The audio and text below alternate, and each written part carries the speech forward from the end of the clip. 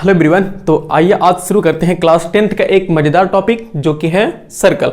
जी हाँ, आज की इस वीडियो में हम सर्कल के जितने भी कॉन्सेप्ट है क्लास 10th के लेवल से उन सभी कॉन्सेप्ट को अच्छे से क्लियर करने वाले हैं और साथ ही साथ हम एक या दो थ्योरम को भी सॉल्व करेंगे इस वीडियो में। तो पहले तो बात कर लेते हैं क्लास 10th में जो एक सर्कल चैप्टर आएगा ना, वो सर्कल चैप्टर एक तरह से देखो तो सर्कल और कंस्ट्रक्शन दोनों मिला करके 9 मार्क्स पूछने वाले हैं। यानी कि अगर ध्यान से मोटी मोटा सोचो तो मोटी मोटा ये सोचो तो जो सर्कल चैप्टर है ना, सर्कल चैप्टर से मिनिमम या मैक्सिमम कह लो तो 5 से 7 नंबर तो पूछने वाले हैं। यानी कि अगर आप इस वीडियो को लास्ट तक देखते हैं तो ये 5 से 7 नंबर आपके फिक्स होने वाले हैं। और ऐसा करने के लिए आपको वीडियो को लास्ट तक देखना होगा। क्यों देखना होगा? क्योंकि हम क्या करेंगे, देखो हम क्लास 10th के लेवल पे जितने भी कॉन्सेप्ट होते हैं उन सभी कॉन्सेप्ट को क्लियर करेंगे और हाँ, इसके बाद हम एक दो थ्योरम को भी सॉल्व करेंगे जो कि एग्जाम में पूछते हैं। एग्जाम में पूछने का ये मतलब है कि हम उसके बेस पर न्यूमेरिकल लगेंगे। थ्योरम देखो, थ्योरम अगर हम नहीं पढ़ेंगे ना तो हम उसके बाद हम न्यूमेरिकल को सॉल्व भी नहीं कर पाएंगे। तो मेन चीज है कि थ्योरम को पढ़ना। तो एकदम ध्यान से अगल बगल के जितने भी डिस्टर्बेंस है सबको एकदम बंद कर दो और ध्यान से वीडियो को देखो। हाँ, और हाँ जरूरी है कि कॉपी कलम लेकर बैठो, क्योंकि कॉपी कलम लेकर बैठोगे ना तभी अच्छे से जो हम समझाएंगे उसको समझ पाओगे, फिर लिख पाओगे। अदरवाइज हमारे पढ़ाने का या फिर तुम्हारे देखने का कोई फायदा नहीं रह जाएगा। क्योंकि याद करने वाली चीज, देखो कोई भी चीजें ना याद एक माइंड में एक सीमित कुछ लिमिट टाइम के लिए याद रहती हैं, उसके बाद वो धीरे धीरे भूलने लगती हैं। तो ऐसा करने के लिए हमें कॉपी कलम लेकर बैठना चाहिए और शुरू करते हैं सर्कल। तो सर्कल शुरू करने से पहले सर्कल के डिफिनेशन से ही शुरू करते हैं। सर्कल होता क्या? देखो अच्छा, हमको भाई हम लोग 9th में पढ़ गए हैं सर्कल ना। सर्कल का सिर्फ कुछ ऐसा होता है, मुझे बताओ इसकी डिफिनेशन क्या है। इसके हम डेफिनेशन समझते हैं। इसकी डेफिनेशन क्या है? सर्कल कहते किसे? देखो सर्कल क्या है? सर्कल ये है, तुम ये कह सकते हो कि देखो ये क्या है, combination of infinite points which is equi distance from the given fix point. या तो तुम ये कह सकते हो कि क्या कह सकते हो, combination of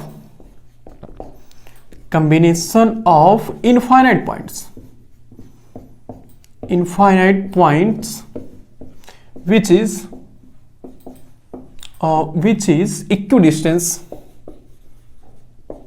equidistance from the given fixed point। Actual में सर्कल है क्या? सर्कल एक इनफाइनाइट पॉइंट का एक ऐसा कॉम्बिनेशन है जो किसी फिक्स पॉइंट से इक्वी डिस्टेंस, मतलब हमेशा इक्वल डिस्टेंस पर है। इक्वल डिस्टेंस का मतलब यह है कि अगर हम इस फिक्स पॉइंट से देखें तो इस फिक्स पॉइंट से जो डिस्टेंस है वो डिस्टेंस क्या आएगा? वो डिस्टेंस हमेशा इक्वल आएगा। उसी को हम कांस्टेंट बोलेंगे ना। ये डिस्टेंस का हमेशा इक्वल होगा और इसको हम स्मॉल आर से रिप्रेजेंट करते हैं, ये तो पता ही है। ओके, या तो फिर एक और डेफिनेशन लिख सकते हो या फिर ऐसे कर सकते हो कि circle is the locus of a point. Circle क्या है? सर्कल किसी एक पॉइंट का एक ऐसा रास्ता है, जैसे एक पॉइंट ऐसे चल रहा है, पॉइंट ऐसे चल रहा है, पॉइंट है ऐसे चल रहा है, तो पॉइंट के चलते चलते एक रास्ता बन गया ना, और वो पॉइंट इस तरह से चल रहा है ना कि एक सर्कल बन रहा है। तो हम क्या कहेंगे? Circle is a locus of a point. Circle किसी पॉइंट का एक ऐसा रास्ता है which moves in a plane in such a way that every point is always equidistant from the given fixed point। Circle क्या है? सर्कल एक given fix circle किसी पॉइंट का एक ऐसा लोकस, एक ऐसा रास्ता है जो कि वह पॉइंट इस फिक्स पॉइंट से हमेशा इक्वल डिस्टेंस पर, इक्वल दूरी पर है। यानी कि उसको अगर हम लिखना चाहें तो लिख सकते हैं, क्या लिख सकते हैं? Circle is a locus, locus मतलब रास्ता, लोकस ऑफ अ पॉइंट, वो किसी एक पॉइंट का एक ऐसा रास्ता है विच moves in a circle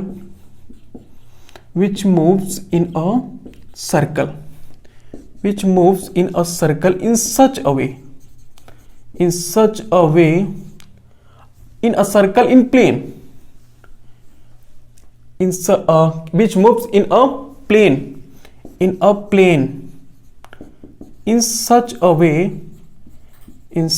way that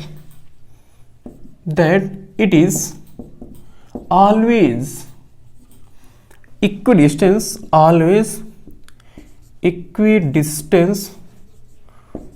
from the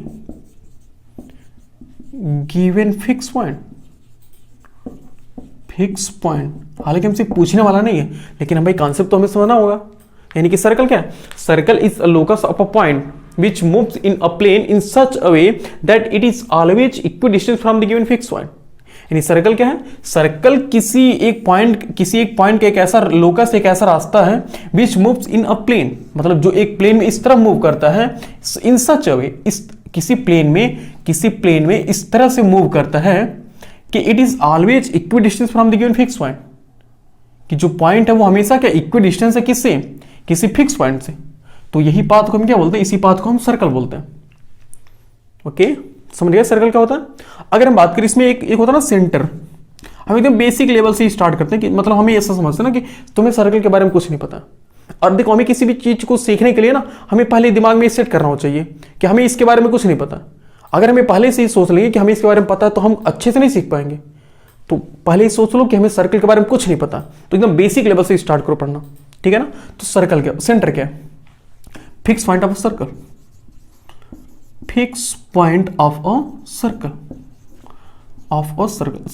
भाई सर्कल का जो फिक्स पॉइंट है, जो सेंटर किसे कहते हैं जी? सर्कल का जो फिक्स पॉइंट है, इसी फिक्स पॉइंट को हम क्या बोलते हैं? सेंटर बोलते हैं। और इसी में एक दूसरा स्टेप आता है रेडियस। What is radius? ये रेडियस क्या होता है जी? The distance. अच्छा एक मिनट, रेडियस के पहले ना एक चीज और समझ लेते हैं, एक दूसरा समझ लेते हैं। सरकमफेरेंस क्या होता है? सरकमफेरेंस क्या होता है? हम जानते हैं कि अगर एक ट्रायंगल हमने पढ़ा था, अगर ट्रायंगल है तो ट्रायंगल का पेरीमीटर क्या होता था?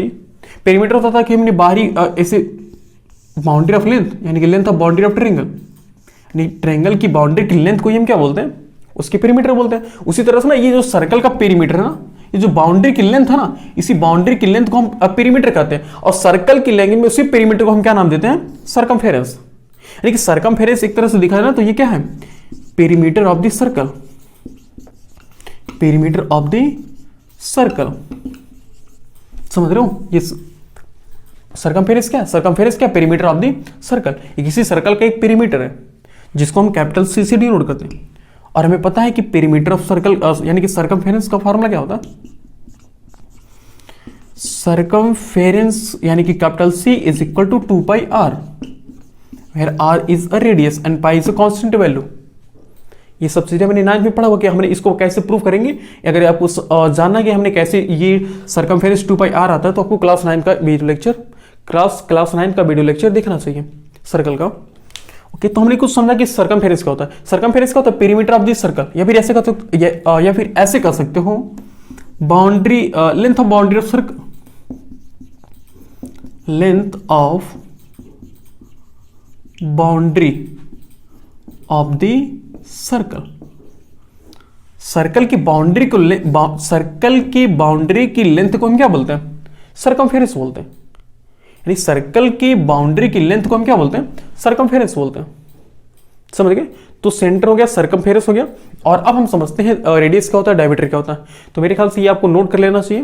वीडियो को पॉज करके ये नोट कर लो, फिर मिटाते हैं हम।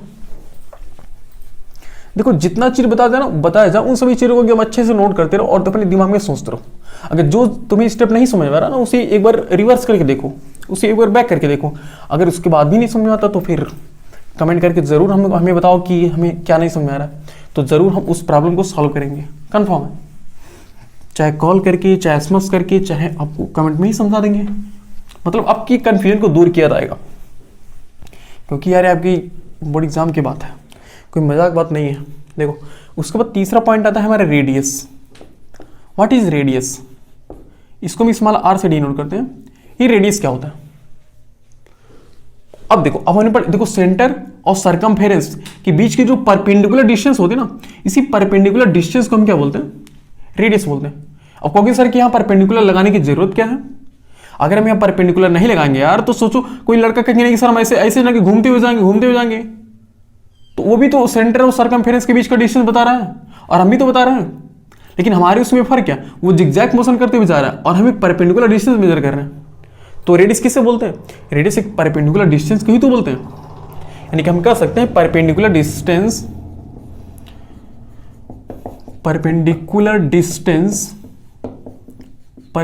Distance between centre and circumference, centre and circumference, perpendicular distance between centre and circumference, यानी कि सेंटर और सर्कमफेरेंस के बीच की जो परपेंडिकुलर डिस्टेंस होती है ना, इसी परपेंडिकुलर डिस्टेंस का नाम क्या होता है? रेडियस। इसी परपेंडिकुलर डिस्टेंस का नाम होता है रेडियस। मेरे ख्याल से हम इसको मिटा के ना अच्छे से बार बनाते हैं, तो उसके बाद अच्छे समझाएंगे। ये देखो, ये सर्कल, ये है सेंटर, और ये ओ नाम दे, इसको ए नाम देते हैं, इसी को हम बोलते हैं रेडियस। ये स्मॉल आर नाम है, इसी का नाम है स्मॉल आर। ये हमारे क्या है? रेडियस है। ओके, यानी कि हम बात करें रेडियस, तो रेडियस क्या है? स्मॉल आर, जो कि है ओ ए। देखो, ओ ए तो हमारे क्या है? ओ ए क्या है? ओ ए हमारा रेडियस है। ओके, अब रेडियस के बाद हम समझते हैं, या फिर ऐसे करो, डायमीटर समझ लेते हैं। हाँ, डायमीटर। मेरे ख्याल से देखो हम कंफ्यूज जैसे थे ना कि डायमीटर पहले समझाएं कि कॉर्ड समझाएं, दोनों समझा सकते, कोई दिक्कत नहीं। मतलब पहले कॉर्ड डायमीटर समझ लो। डायमीटर क्या होता है जी? अगर हम इसी सर्कल को, ये जो सेंटर है ना, अगर हम इसी रेडियस को अगर ऐसे सीधे आगे बढ़ा दें, तो ये सर्कल को दूसरी पॉइंट पर टच करेगा ना, तो ये जो पूरी सी लेंथ, बड़ी सी लेंथ मिल गई ना, इसी बड़ी सी लेंथ को हम क्या बोलते हैं? डायमीटर बोलते हैं। यानी कि डायमीटर है कि एक्चुअल में the line segment which touch the circle internally and two distinct point and passes through center। ध्यान से सुनो, the line segment which touch the circle internally at two distinct point, दो फिक्स पॉइंट पर touch किया, और इस प्रकार touch किया कि वो सेंटर से पास होते हुए जा रहा था। यानी हम कह सकते हैं the line segment which touch the circle internally to fix the line segment which touch the circle internally to distinct point in such a way that the line segment passes through center। समझ रहे हो? यानी एक ऐसी line segment जो circle को internally दो point पर टच करे और सेंटर से पास हो, उस लाइन सेगमेंट को हम क्या नाम देते हैं? उस लाइन सेगमेंट को हम डायमीटर नाम देते हैं, जिसको हम स्मॉल डी से डिनोट करते हैं। इसको हम स्मॉल डी से डिनोट करते हैं। यानी डायमीटर के बारे में कहना चाहे तो हम क्या लिखेंगे? The line segment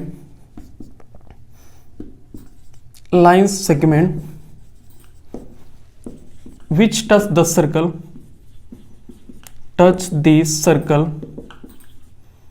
internally at two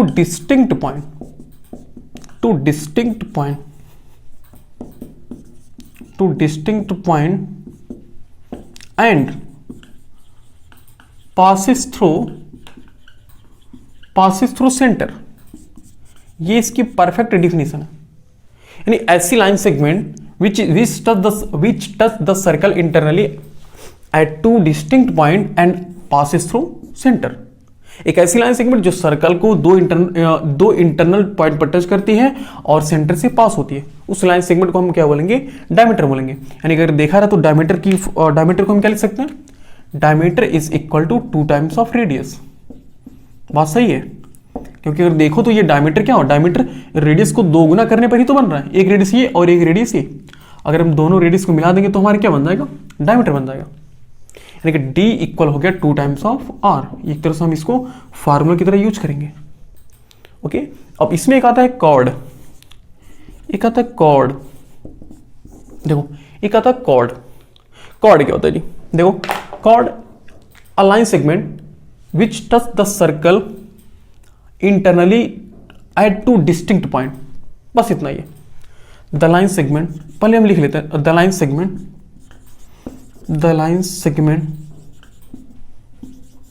which touch the circle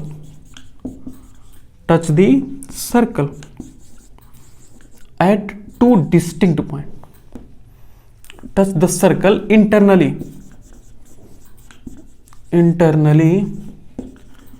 at 2 distinct point। बस वो सेंटर से पास हो या ना हो हमें उससे नहीं मतलब है, बस वो सर्कल को दो इंटरनली 2 पॉइंट पर टच करना चाहिए। अगर 2 पॉइंट पर टच कर रहा है तो उसे हम क्या बोलेंगे? उसे हम कॉर्ड बोलेंगे। हमारा जरूरी नहीं है कि वो सेंटर से पास हो, हम तो उसका स्पेशल केस बन जाएगा। अगर वो सेंटर से पास होगा तो इस कॉर्ड, ये कॉर्ड एक तरह से स्पेशल केस बन जाएगा, और इस स्पेशल कॉर्ड को हम क्या बोलते हैं? डायमीटर बोलते हैं। हालांकि पहले हम इसकी कॉर्ड की बात करते हैं। देखो, ये है कॉर्ड। कैसे कॉर्ड है? देखो, सर्कल को 2 पॉइंट पर टच किया है। देखो, सर्कल को अंदर से 2 पॉइंट पर टच किया है तो नाम क्या हुआ, कॉर्ड हुआ। ये देखो, ये इसका भी नाम कॉर्ड है क्या, बिल्कुल है। इसका नाम P रख लो, ये Q रख लो, तो ये भी हमारा कॉर्ड है। क्यों कॉर्ड है, क्योंकि ये भी देखो सर्कल को 2 पॉइंट पर इंटरनली टच कर रहा है। क्या कर रहा है, इंटरनली टच कर रहा है, अंदर से टच कर रहा है, तो इसको हम क्या बोलेंगे, कॉर्ड बोलेंगे। हाँ, अगर यही कॉर्ड सेंटर से पास होकर चला गया तो भी हम इसको कॉर्ड बोलेंगे। यानी कि अगर देखा है ना, तो हम डायमीटर को कॉर्ड की लैंग्वेज में भी, कार्ड की हम अगर कार्ड की रिस्पेक्ट में बात करें तो कॉर्ड की रिस्पेक्ट में भी हम डायमीटर की डिफिनेशन को बना सकते हैं। यानी कि the longest chord of this circle is called the diameter. The longest chord of this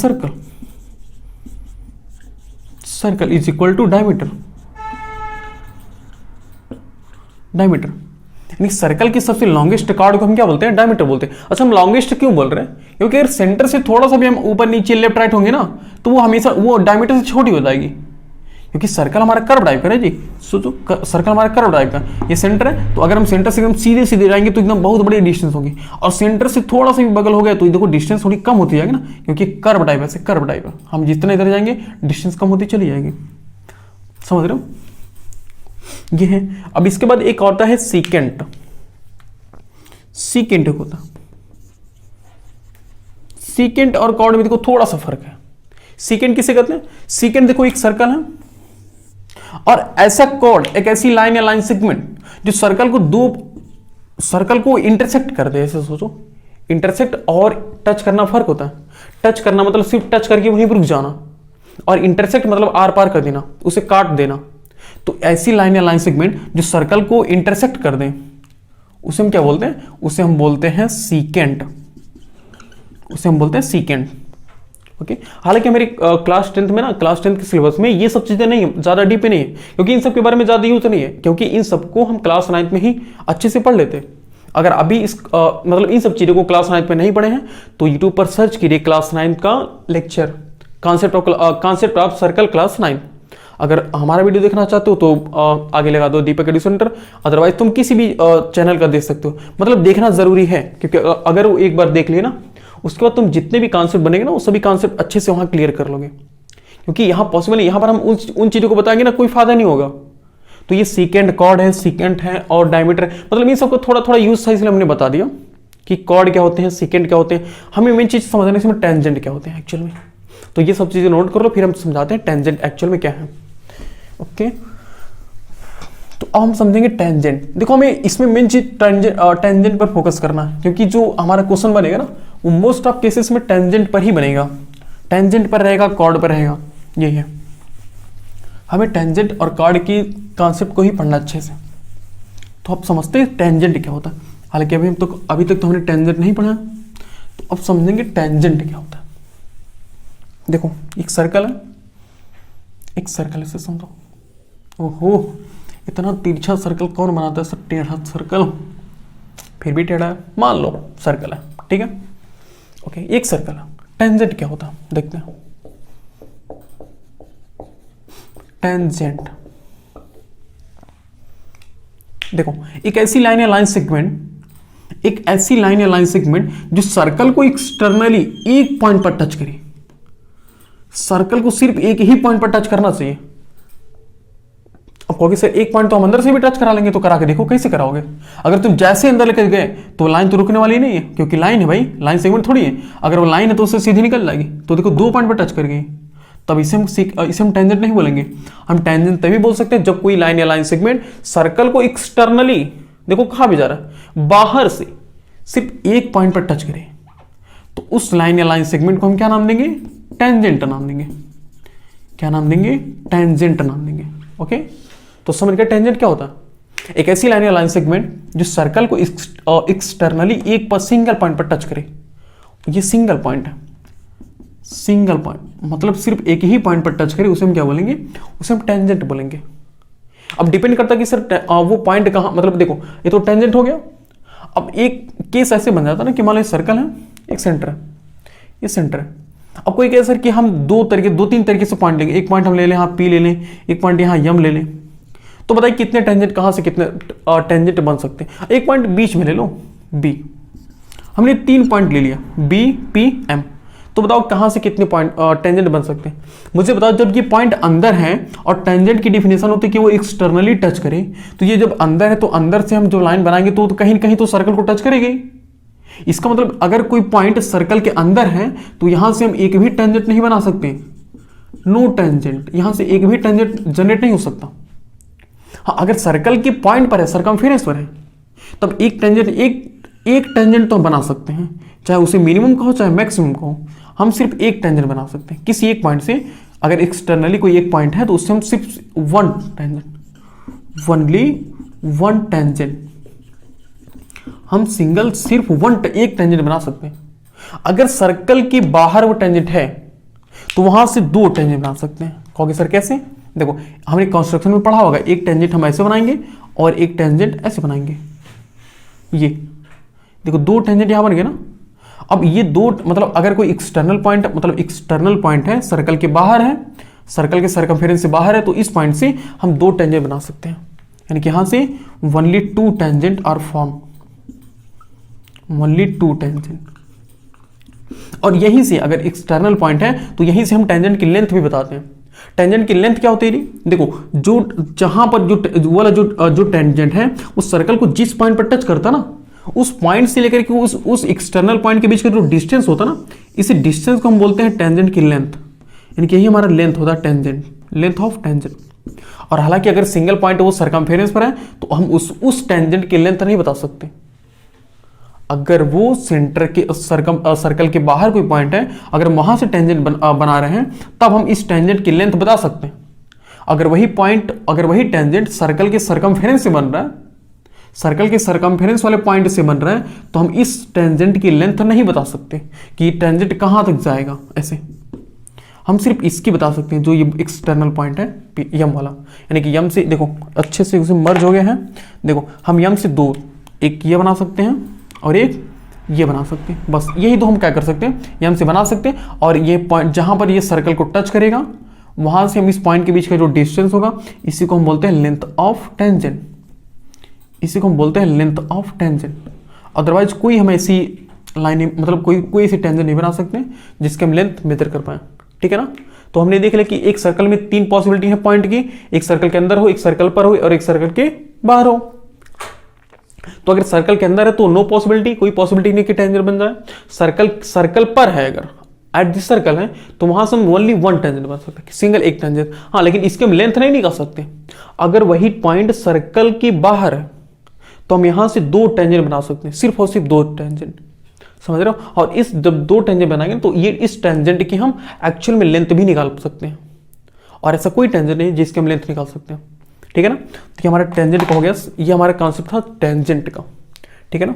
और अगर तुम मतलब आप चाहते हैं कि हम सर्कल के बारे में जितने भी कॉन्सेप्ट है, पूरे सभी कॉन्सेप्ट को अगर हम समझना चाह रहे हैं तो क्लास 9 का वीडियो देख लो, ओके।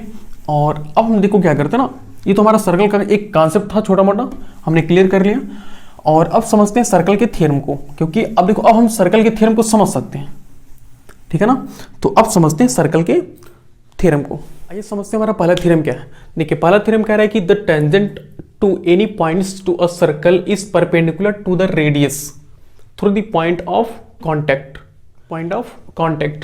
Okay okay. हाँ सर, तो आइए समझते हैं हमारा पहला थ्योरम। देखिए क्या है पहला थ्योरम, कह रहा है कि the tangent to any points of a circle is perpendicular to the radius through the points to the point of contact. समझते क्या कह रहा है क्वेश्चन में। देखो पहले बात तो कह रहा है कि एक सर्कल है हमारे पास, देखो कह रहा है कि the tangent to any point, कोई किसी एनी पॉइंट पर कोई टेंजेंट है, तो हम किसी एक पॉइंट पर एक टेंजेंट बना लेते हैं। ऐसे हम एक टेंजेंट ऐसे बना लेते हैं, ये टेंजेंट है, ओके। नाम लिख लेते हैं ए बी। देखो टेंजेंट है तो जब एक पॉइंट से टेंजेंट बनाया जाए ना तो इस टेंजेंट की लेंथ फिक्स नहीं होती है, तो हम ए और बी नाम दे देते हैं, ओके। ये लाइन है, ये पॉइंट ऑफ कांटेक्ट है, ठीक है ना। कह रहे कि the tangent of any point of a circle is perpendicular to the radius, मतलब ये टेंजेंट रेडियस पर हमेशा क्या होता है, परपेंडिकुलर होता है, ये सेंटर।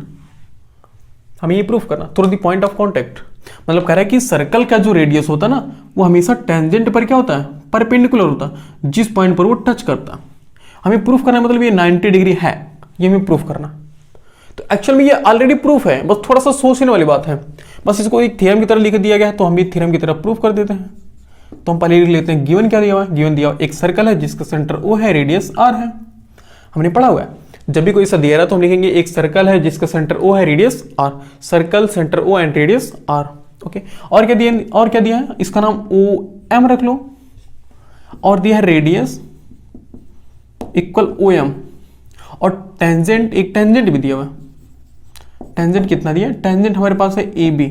ओके, हमसे क्या प्रूव करवाना चाह रहा है, टू प्रूव, वो हमसे कह रहा है कि प्रूफ कीजिए कि जो AB है ना, OM है और AB दोनों परपेंडिकुलर है, यानी कि OM is perpendicular on AB। हमें ये प्रूफ करना है कि जो OM है वो परपेंडिकुलर है AB पर। ओके, प्रूफ करते हैं। स्टेटमेंट पढ़ते हैं क्या दिया अच्छे से थोड़ा सा। The tangent of any point to a circle is perpendicular to the radius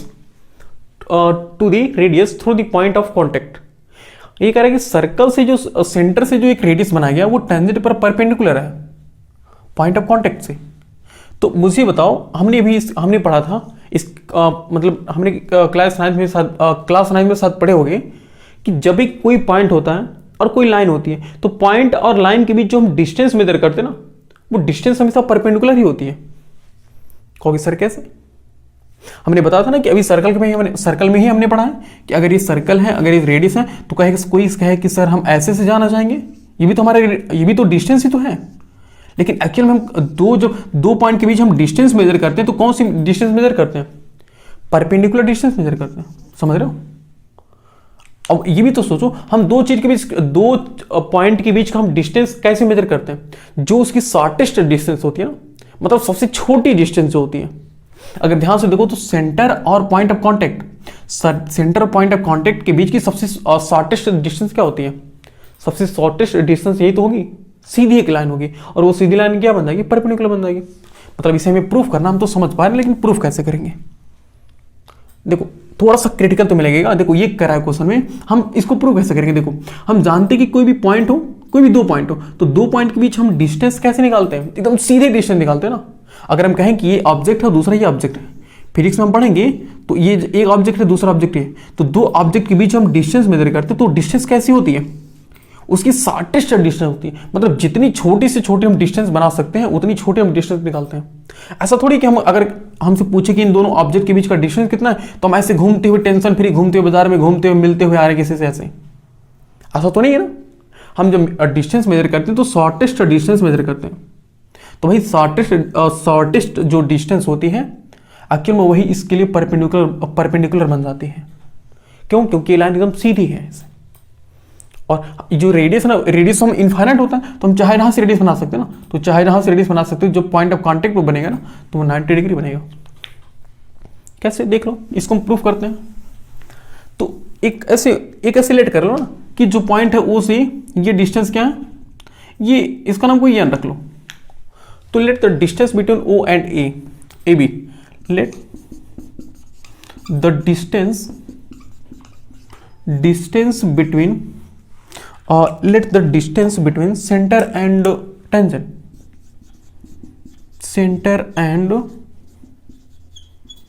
tangent equal ON मान लो। बट ON क्या होनी चाहिए? ON हमारी शॉर्टेस्ट डिस्टेंस होनी चाहिए। ON क्या होनी चाहिए? ON एक शॉर्टेस्ट डिस्टेंस होनी चाहिए। समझ रहे हो? देखिए, सो हमने मान लिया कि जो distance between centre and tangent है, सेंटर और टेंजेंट के बीच जो डिस्टेंस है वो ON है। So OMs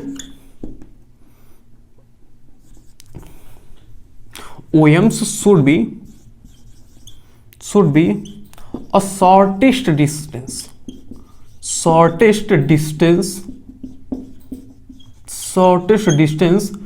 between center and AB, centre and tangent करो।